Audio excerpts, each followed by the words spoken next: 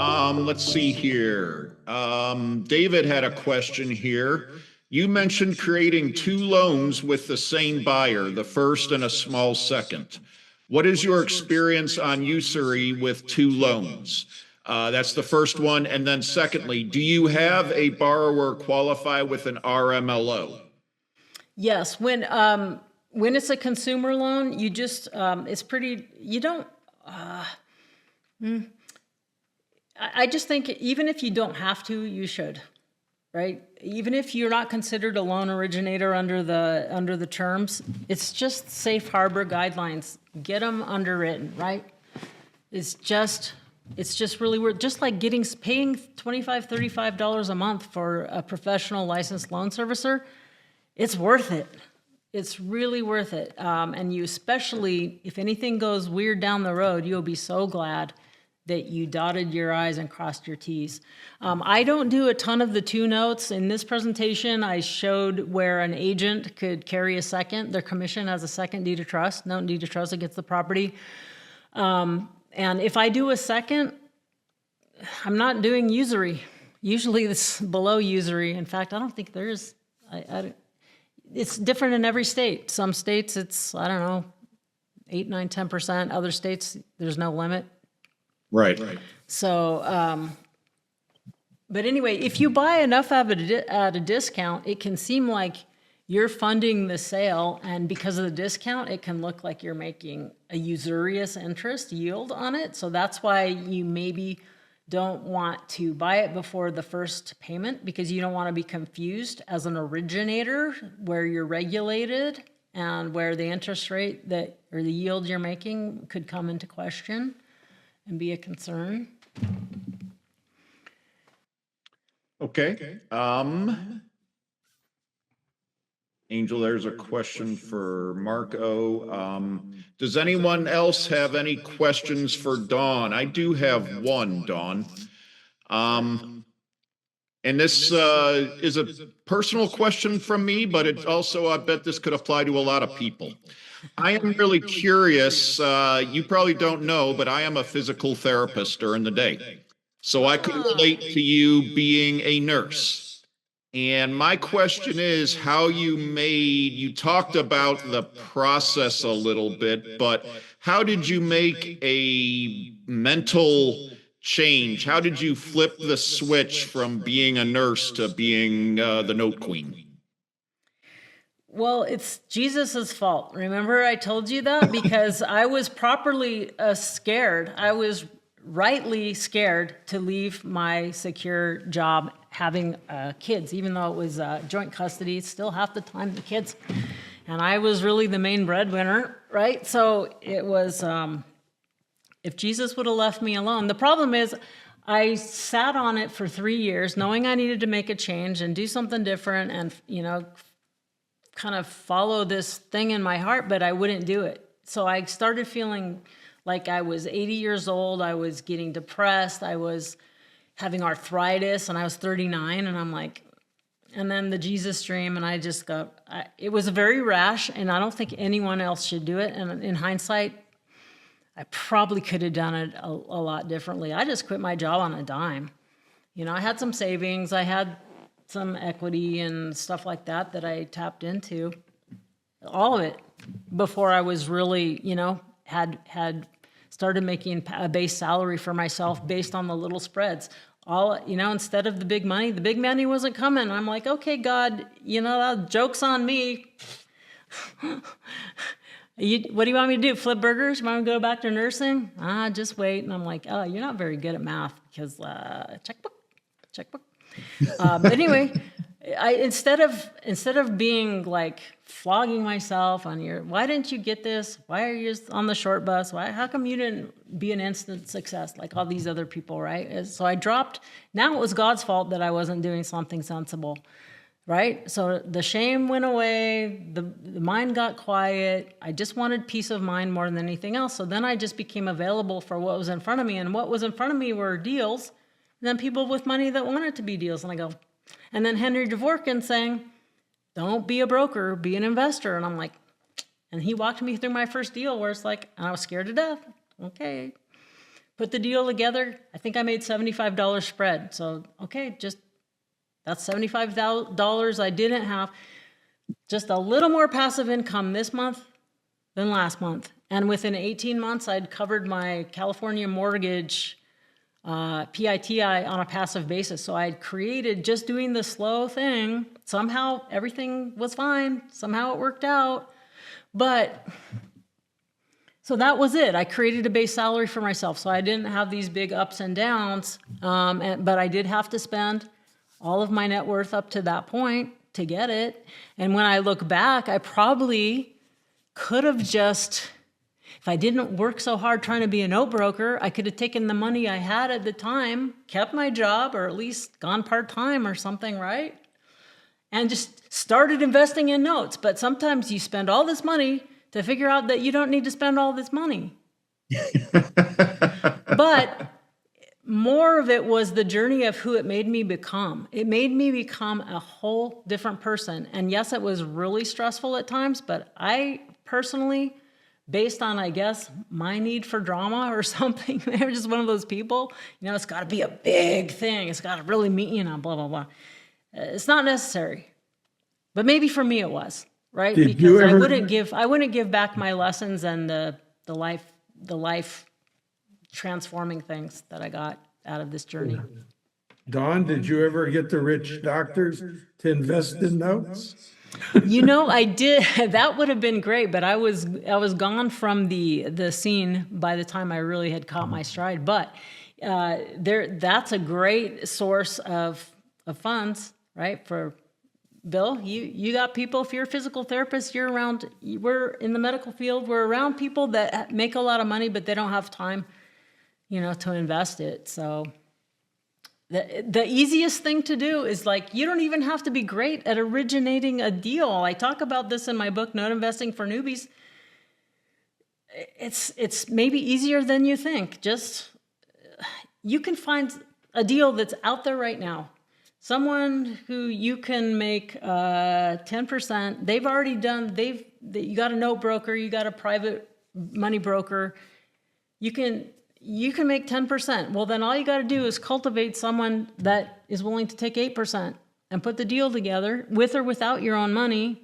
Now you got $50, $100 passive income on a deal you didn't even have to find, but you just cultivated the money partner. If you cultivate your money partners, that'll follow you anywhere. They'll follow you. You're doing property, you're doing paper. What else are you doing? They'll follow you. So that's, getting involved in notes. The easiest thing is carry paper on property you already own, if it's free and clear especially. Develop money partners. That's the next easiest thing, because you don't even have to be a deal maker. You don't even have to be a lead generator. There's deals that paying you 8, 9, 10, 11, 12, laying out all over the place. They're just laying there waiting to be picked up. Okay, well, get money partners. Get your friend, your buddy. Maybe you put a little of your own, and Dorsey will talk so eloquently about all of that. Anyway, I forgot even what the question was. You answered it. You did great. Mimi had a comment here, and I'll expand on her comment a little bit. It would have been hard to stay working as a nurse, but it was hard to do what you did, and you chose your own hard. So, good comment. Hard and heart. I chose to follow my heart, and it was really hard. I'm not gonna lie, it was really hard. Too stupid to quit. I was too stupid to quit, or I tried to quit, and God just kept saying. Oh, okay, yeah. Michael. Marco has his hand up, and Michael Taylor and Kevin. So, Marco, why don't you go first here? I'm enjoying being more of a student tonight. Dawn, when I was starting out the business, I used to log into your Saturday morning workshops that you did. Long-time listener, first-time caller, I guess, kind of tonight. So this has been really cool for me. And your approach to Main Street, it's inspired me a lot in my business. So thank you. And it's really nice. Thank you so much. That is so sweet to know. Yeah, and in all these years, you've really stayed your course, which I can't imagine you doing anything else. And it's reconnecting with good things in me tonight. So thank you. Oh, sweet. Thank you. No, I have a So I'm out there. I'm one of these people out there shopping for seller finance notes, and I get my fair share of leads, and the business is doing okay. And you probably relate to this. Every now and then the phone rings and it's some like crazy thing. Like, well, wait a minute, that's not a seller finance note secured by real estate. And most of the time, I'm smart enough just to say, sorry, that's not for me. And sometimes, like, that's just so crazy. I think I want to be a part of it or see if I can figure it out. And so before I even tell you what this, I have an example. I'm going to bounce off the room, I guess. But before I even do that, how do you stay disciplined in this? I can chase blinking lights, all day long and never get any work done, to be honest. And your deals sometimes sound a little complex, and you're chasing some things. So how do you decide what to chase and what not to? Whether it drops in my gut or not. Like I said before, like if it speaks to me, I feel it in my body. This goes, and when I get that feeling, I go to my Dropbox, I make a folder with that thing because I know it belongs to me. And then it's just a matter, now sometimes I'm wrong, but mostly I'm not. But that said, okay, that comes because now I'm over 60, okay. So, but in the early days, I thought I was smart enough to make my own underwrite. Like, oh, okay, these are the underwriting parameters, but I know better. I'm going to tweak these, and the reason it makes sense is X, Y, Z. And once in a while, I really did well. But guess what? I came back to the fundamentals. Because over time, and when you watch the movie play out over a couple decades, you understand why the fundamentals are the fundamentals. Yeah. So I do less weird, crazy, stretchy things, far less now than I used to, because I was hungry and I wanted to put deals together. And I was like, that at times I didn't have enough leads. So like every lead was like, oh, this is my little baby. I got to figure out how to make it work. I got to make money from this, instead of just going, next. So there's times that it really paid off, and then there was times where I'm like, dang it. Yep. Chuck up to another seminar. Yeah, like the 80-20 rule. I know I can close way more deals a month if I don't go after the crazy ones. But once in a while, man, yeah, like once in a while, like I break my own rules, bought a land contract. That turned out better than I thought. Well, we'll see. The property's not sold yet. Gotcha. And one time I bought a second, but the second was way bigger than the first.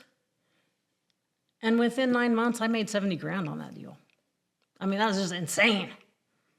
Like for me, like as I said, no, I don't buy seconds. Well, in that case, I broke my rules, and it worked out really well. In other cases, yeah, I do well with those sometimes because everybody automatically says, no, that's a second, for instance, to use that example. And I'm like, wait a minute. They're only saying no because it's a second. Did they really look at this? This is a pretty good opportunity. And it's a smaller note, so I don't mind taking a leap on it. And let's go. Let's see what happens. And there's deals that we'll do for our own accounts, Marco, that we won't put anyone else's money on it. No, this is just our private little experiment with ourselves. We're not going to risk our investor money, right? That's right.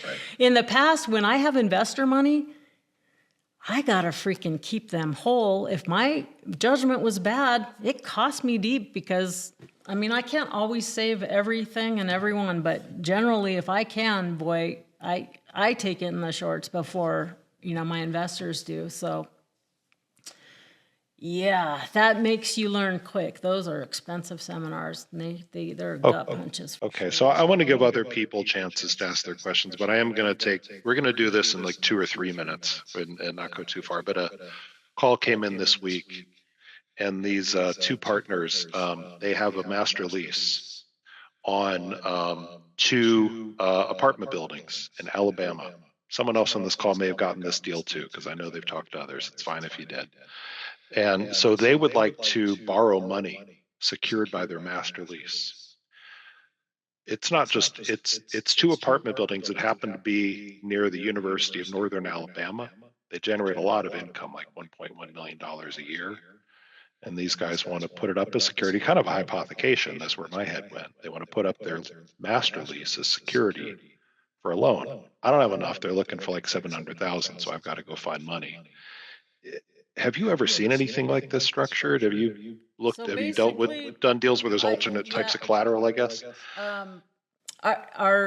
You don't live down there, do you? No, I'm in Maryland. Well, so to me, if that was in my backyard, it would be a different answer possibly than if it's not in my backyard. Because, but I've never used a lease option as a collateral. I would ask them, what else do you have? Let's cross collateral. Okay, but let's cross collateralize it with Yeah. something that I can actually take, because to get control of that, if it gets nasty, it's a big legal battle that doesn't have well-worn tracks like foreclosure does or eviction does. It's just a big legal battle to get them to perform. So that one I would go, additional collateral, please, or just you're making, To me, that would be like, no, I don't need the brain damage on that one. But if someone who lives there and they know they've always wanted to, have a piece of those, and I'm sure there's a legal way to make it good. I'm just saying I'm pretty simple, so I'm sure someone else can figure that out and make it work. But to me, that's not my low-hanging fruit. Yeah. Okay. Good words of wisdom. Thank you. I'm done.